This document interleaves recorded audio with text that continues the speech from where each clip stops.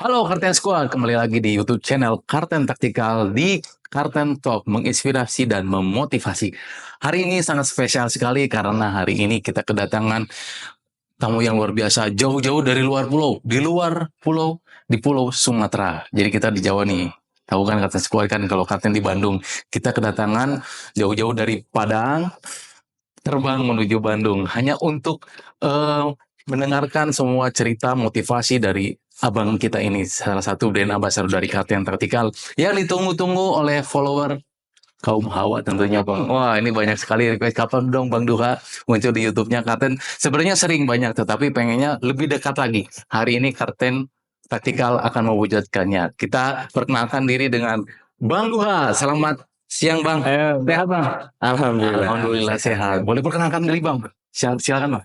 Halo Karten Squad. Ya, saya Duha, militer profesional dari Matra Udara, Siap, dari Angkatan Udara. Angkatan Udara. Siap. Namanya panggilannya Bang? Duha. Bang Duha. Sepertinya apa ada turunan Bang? Soalnya dari wajahnya kan nggak biasa kayak saya nih, nggak biasa ini mah. Oh, ya. Dari Bang Duha? Kalau saya blasteran sih. Oh, blasteran. Siap. Kalau ayah saya asli Aceh, Asli Aceh. ibu ada keturunan Jepang sama Mandailing lah. Wah, Jepang Mandailing. Ya. Oh, luar biasa. Jadinya seganteng ini kata follower Karten banyak sekali yang pengen lebih dekat. Jadi Bang Duha ini ada campuran dari Jepang juga, dari Aceh ya, Aceh. Ya. Oke, Bang Duha sendiri mungkin kan kita sudah melihat ya Bang Duha menjadi anggota militer. Mungkin ada apakah itu cita-cita dari kecil Bang? Atau memang disuruh, kan biasanya ada orang tua, kamu harus masuk tentara, kamu harus masuk polisi, kamu harus jadi dokter. Apakah tuntutan dari orang tua atau memang dari Bang Duha sendiri?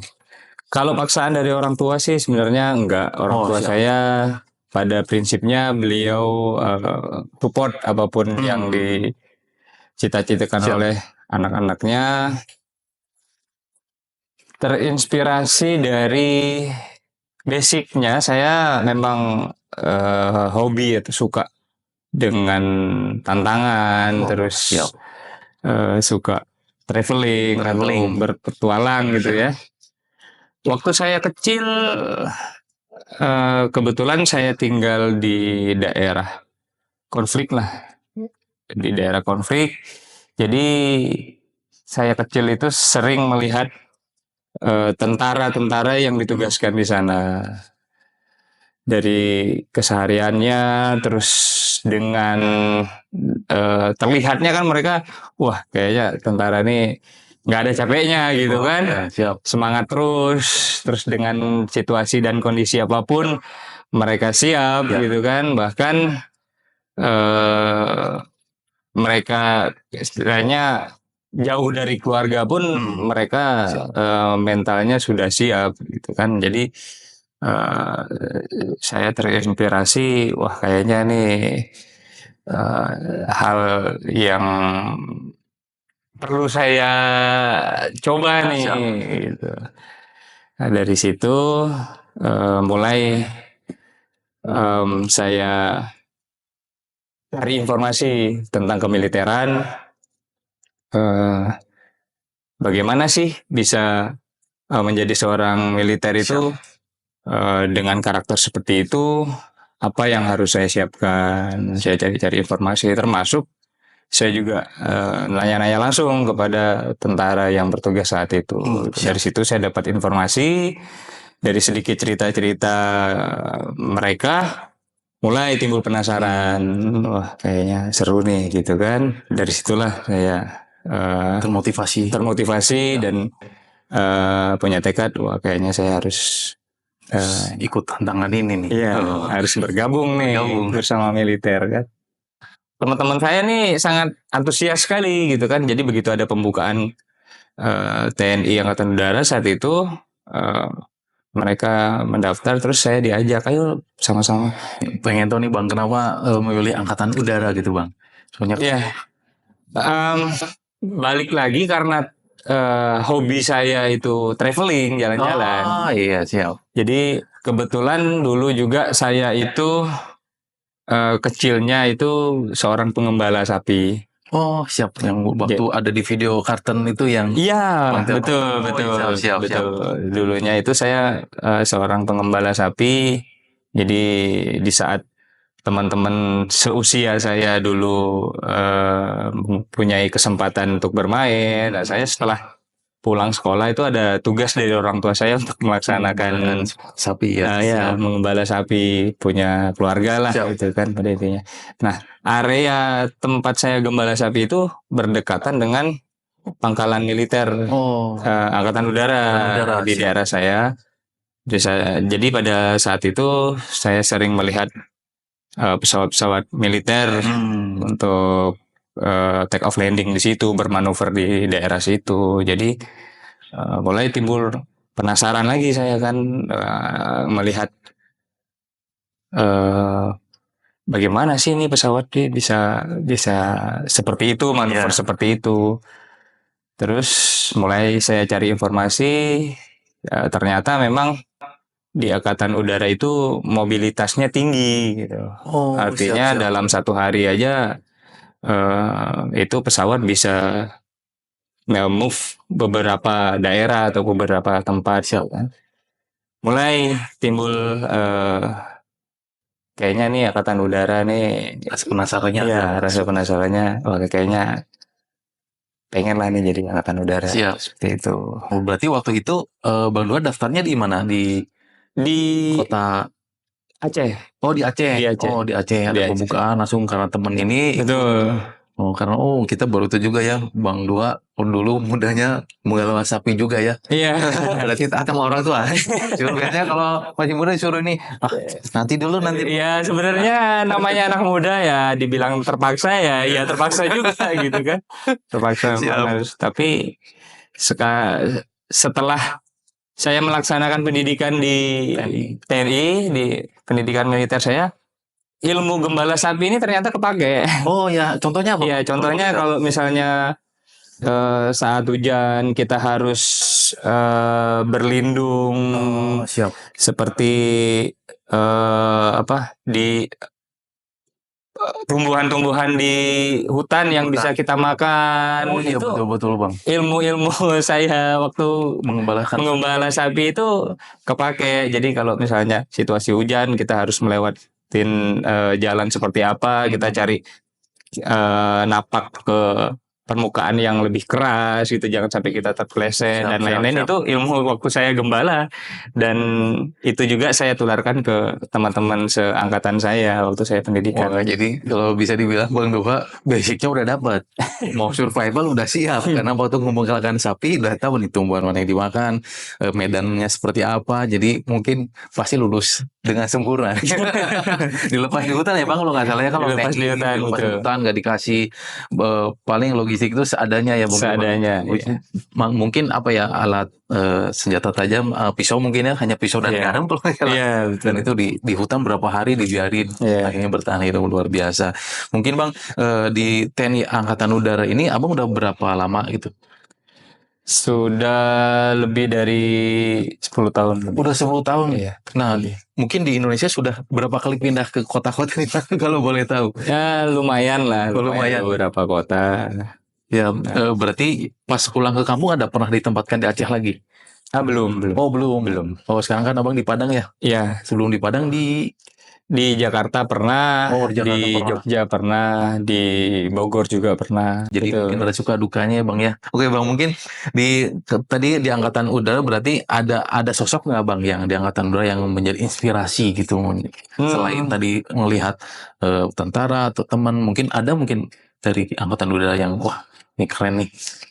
Ya, kalau Angkatan Udara saya lebih banyak melihat film sebenarnya. Ya, kalau Angkatan Udara kan melihat Angkatan Udara itu dari film. Oh kayaknya ini seru nih gitu kan. Terus juga kalau untuk TNI sendiri sebenarnya saya bukan mengidolakan, jadi kayak terinspirasi oleh Panglima TNI pertama. Wah, Jenderal Sudirman. Wih, luar biasa. Jenderal Sudirman. Siap. Saya melihat biografinya beliau, terus sepak terjangnya pada saat kemerdekaan, Betul, betul. kemerdekaan dengan segala situasi dan kondisi, bahkan saat beliau posisi sedang sakit pun Ya, betul. masih memimpin perang gitu Iya, kan. betul. Ini maksudnya sosok yang benar-benar luar biasa mengabdikan dirinya itu untuk negara pada saat Betul. itu. Turunan karakter-karakter yang beliau bentuk itu masih menjadi postur masih menjadi teladan bagi anggotanya. seluruh TNI. Iya, siap. Soalnya dilihat dari sejarah pun dia sakit-sakit sampai di pakai ini ya. Pakai tandu ya. dengan posisi Perang. sakit. Iya. Luar biasa. Luar biasa. Luar biasa. Oke Bang, jadi kita udah tahu semua tentang Bang Duha di Angkatan Udara juga. Mungkin sekarang kan kalau kita dengar, apakah betul nih Bang Duha masuk ke dalam anggota PBB nih? Iya. Nih. Alhamdulillah saya pernah mendapatkan kesempatan lah Siap. untuk join bersama teman-teman dari negara lain. Tergabung sebagai pasukan Garuda. Kita sebutnya pasukan dari Indonesia itu sebagai pasukan Garuda. Siap. Pasukan Indonesia yang ditugaskan di bawah naungan PBB untuk melaksanakan ataupun sebagai pasukan perdamaian. Siap. Dari pasukan perdamaian, di dalam pasukan perdamaian ini tidak hanya negara Indonesia saja, tapi negara-negara yang di bawah naungan PBB. Oh, semua di naungan PBB. Kalau United Nations Peacekeeper ini ya? Iya, Peacekeeper ini artinya itu apa? Peacekeepers ini adalah pasukan perdamaian. Jadi tugasnya pasukan yang dibentuk oleh United Nations atau kita sebutnya PBB, Perserikatan Bangsa-Bangsa, itu sengaja khusus dibentuk dan disiapkan untuk menghadapi atau melaksanakan misi perdamaian di daerah-daerah konflik. Siap. Kita itu sudah mulai dari tahun 1995 sudah. 95? Iya, 95 itu waktu itu kalau nggak salah itu di daerah Bosnia. Ya, 95 itu sudah kiprah pasukan Garuda ini sebagai peacekeeper itu sudah diterjunkan ke daerah konflik pada saat itu. Oh, siap. Kalau Abang sendiri mungkin gabungnya di tahun? Saya di 2018, 2019. Wow, berarti udah lama juga ya? Sudah lumayan. Mungkin kalau itu biasanya dipilih langsung atau memang kita mengajukan saya mau ikut dari misalnya dari AU, dari AL, itu kan semua matra ya. Betul, ada angkatan darat, udara, dan laut ya. Betul. Nah, mungkin itu dipilih sama komandan kah atau sama presiden kah atau seperti apa Bang kalau PBB? Jadi yang pasti untuk menjadi seorang pasukan Garuda ataupun peacekeepers tentunya harus dari TNI dulu. Oh, siap. TNI dari pasukan dari prajurit TNI ini siap. Dipilih atau ditunjuk oleh pimpinan. Siap. Berdasarkan dari dedikasi ataupun prestasinya kepada TNI ataupun kepada bangsa dan negara. Siap. Dari prajurit-prajurit ini yang dipilih ini tahapan berikutnya melaksanakan seleksi. Ada seleksinya. Ada seleksinya lagi. Jadi dari pasukan ini awalnya dipilih untuk melaksanakan seleksi. Setelah melaksanakan seleksi, yang lulus ataupun yang terpilih melaksanakan latihan khusus untuk pasukan perdamaian. Jadi ada latihan lagi ya? Ada latihan lagi. Jadi beda yang di satuan itu beda latihannya sama untuk nanti persiapan untuk ke PBB itu beda ya? Betul, betul. Siap. Karena memang dinamika situasi di daerah konflik itu tidak sama dengan yang ada di tugas-tugas keseharian yang kita laksanakan di dalam negeri. Siap. Jadi memang ada pelatihan khusus termasuk seperti kita memahami culture-nya di sana seperti apa, terus bahasanya harus kita pelajari. Salah satu contohnya seperti itu. Nah, kalau boleh tahu nih, Abang waktu tahun 2018 di negara mana yang pertama kali dikirim untuk PBB ini? Ya, waktu itu saya berkesempatan ditugaskan di Darfur, namanya daerah Darfur. Darfur itu satu daerah di negara Sudan, Sudan. tepatnya di benua Afrika. Benua Afrika. Benua Afrika. Siap. Jadi waktu itu saya melanjutkan tugas dari kontingen sebelumnya untuk menjadi pasukan perdamaian di sana. Siap, siap. Kalau boleh tahu berarti di Sudan berapa lama tuh Bang ditempatkan di sana? 1 tahun. Oh, lama juga ya. Jadi 1 tahun lumayan di Sudan. Kalau boleh tahu nih kan itu Sudan, itu lebih pedalaman lagi mungkin Bang? Atau seperti apa? Iya, Nah, mungkin dari bahasanya seperti apa Bang? kebetulan Sudan itu menggunakan bahasa Arab. Oh, Iya, bahasa Arab. untuk Oh, udah tahu mungkinnya bahasa Arab ya. ya Wajahnya juga.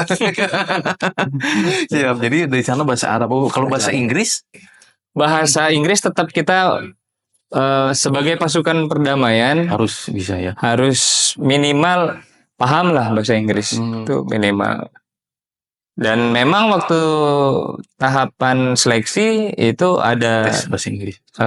tes bahasa Inggrisnya juga. Jadi sebagai seorang peacekeeper harus bisa bahasa Inggris. Takutnya nanti pas di lapangan komunikasinya Betul. berantakan gitu. Karena di sana kan kita tergabung Betul. dari beberapa negara. Ya, siap. Dan bahasa internasional yang digunakan bahasa Inggris. Jadi kita juga untuk berkoordinasi dengan negara-negara lain, untuk lingkup UN itu menggunakan bahasa Inggris. Namun ketika kita harus berinteraksi dengan warga setempat, kita menggunakan bahasa mereka. Jadi kita harus juga bisa menyesuaikan dengan bahasa mereka. Nah, kalau misalnya izin Bang, kalau teman-teman abang yang nggak bisa bahasa Sudan gimana nih? Di abang ajarin? Ya, jadi memang ada pelatihan khusus juga untuk menggunakan bahasa di sana. Tapi tidak semuanya. Ada orang-orang yang dipilih untuk mengikuti pelajaran untuk bahasa di sana itu seperti apa. Nanti setelah kita dibekalin ilmu tersebut, di sana kita tularkan ke teman-teman kita. Siap. Izin Bang, mungkin boleh tahu Bang, kan kita belum pernah ke sana, hanya melihat di media sosial, begitu YouTube atau di Google itu kan banyak-banyak warga sana itu sepertinya kayak ya maaf kata mungkin ada yang kekurangan makan atau kekurangan gizi gitu. Lihat kondisinya di sana. Bagaimana Bang di sana? Memang seperti itu adanya? Ya. Kalau kita lihat di daerah Afrika itu kan, Afrika itu seperti terbagi 2 daerah yang bisa dikatakan berbeda lah situasinya. Ada yang mungkin daerah yang seperti Indonesia tropis. Nah, kebetulan saya di daerah Darfur itu adalah daerah yang gurun. Jadi di sana agak gersang lah, bisa dikatakan gersang. Untuk tumbuhan sendiri tidak semua tumbuhan bisa hidup seperti di Indonesia. Jadi tumbuhan itu terbatas di sana. Jadi memang untuk masyarakat di sana juga mereka keterbatasan untuk bahan makanan. Kesulitan juga untuk air. Jadi pas ketika kami nyampe di sana, melihat situasi di sana merupakan ya semacam kita bersyukurlah tinggal di Indonesia gitu. Segalanya itu serba ada. Tumbuhan di tempat kita setiap tahun pasti tumbuh. Hasil alam luar biasa, hasil laut yang gak ada habisnya. Dengan kondisi di sana, kebetulan pada saat saya bertugas di sana selama 1 tahun, itu hanya ada musim hujan selama 1 bulan. Musim hujannya hanya 1 bulan. Jadi selama 1 tahun saya merasakan musim hujan di sana ya cuma hanya sebulan itu. 11 bulan berikutnya itu keringan, panas, kering, gersang. Ya karena memang situasi alamnya di sana seperti itu. Dengan keadaan seperti itu, di saat musim panas itu panasnya bisa mencapai di atas 40 derajat. Wow, 40 Jadi derajat. panasnya itu terik. Pada saat musim dingin bisa suhunya bisa minus. Jadi musim dingin itu dingin, musim panasnya luar biasa, ekstrim ya. ekstrim. Makanya tidak semua tumbuhan bisa tumbuh Ya. di sana. Gitu. Siap. Dengan keadaan seperti itu, mereka bisa bertahan hidup itu menurut saya luar biasa. Karena kita di Indonesia panas sedikit aja kita udah ngeluh gitu kan? Oh, ya betul. Tuh untuk karya squad ya. Iya. Tinggal lihat situasi dari cerita Bang Duha, memang ya kita sekarang ini tinggal di Indonesia harus bersyukur. Jadi Betul. yang banyak ngeluh ya Bang ya. Iya. Ketika Bang Duha ke sana melihat sedih rasanya ya, mungkin ngelihat warga-warga di sana seperti itu, ada kekurangan ini, meskipun bertahan hidup aja itu sangat beruntung sekali mungkin ya. Betul. Jadi mungkin kalau Abang di sana pernah berbaur dengan warga sana, maksudnya komunikasi. Iya. Pasti kita sebagai budaya Timur, kebetulan juga kita di sana kita aplikasikan budaya kita di sini di sana. Alhamdulillah diterima dengan baik dengan masyarakat setempat. Sering saya berbaur dengan mereka, terus melihat keprihatinan, menurut saya itu keprihatinan yang mereka rasakan gitu kan. Tapi bagi mereka itu ya udah, berarti inilah takdir yang harus kami jalanin. Jadi ya kami ya seperti ini, kami nerima-nerima aja gitu. Maksudnya saya yang kaget gitu kan. Menurut saya ini sesuatu hal yang prihatin bagi saya, tapi bagi mereka ya memang udah seperti ini yang harus kita syukurin gitu. Di situ merupakan salah satu pelajaran yang saya ambil dari mereka, dengan keterbatasan mereka. Bahkan kebanyakan dari mereka itu sehari itu makan cuma satu kali. Sehari satu kali? Sehari cuma makan sekali. Waduh. Jadi sedangkan saya pikir ketika saya di Indonesia gitu kan, makanan kadang saya nggak habis, kadang saya pesan makanan berlebihan gitu kan.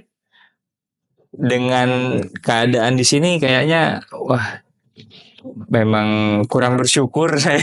Saya untuk diri saya pribadi ya, saya ngerasa wah ya udah nikmat yang udah dikasih masih saya rasa ya, betul. kurang. Ya dari situ saya belajar banyak juga dari mereka. Belajar bersyukur, belajar berterima kasih juga. Betul. Sama Yang Maha Kuasa.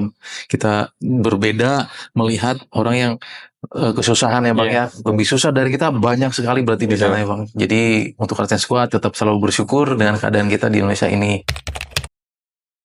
Pengalaman yang nggak terlupakan, kondisinya saya sedang standby atau berjaga di perbatasan antara camp saya itu dengan luar. Saat itu saya melihat ada seorang pengembala domba di sana sedang melintas, dan anak itu kelaparan. Saya di sini aja makan. Di rumah nggak makan nasi? Tidak. Makan Bandung.